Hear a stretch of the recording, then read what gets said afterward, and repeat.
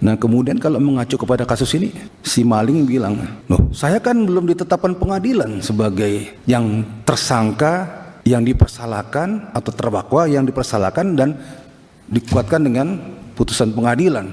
Jadi nggak boleh dong kamu tayang-tayangkan seperti itu. Ini analoginya ya. Jadi lucu jadinya, apalagi di Analogi ex-jenderal polisi di kasus Nabila O'Brien, si maling bisa protes rekaman CCTV karena belum tersangka.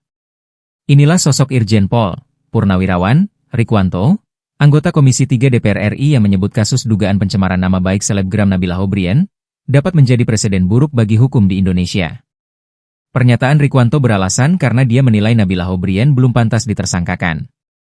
Seperti diketahui, Nabila sebelumnya ditetapkan tersangka oleh Bareskrim Polri setelah mengunggah video CCTV tentang aksi pasangan suami istri yang marah-marah di restorannya hingga membawa sejumlah makanan tanpa membayar.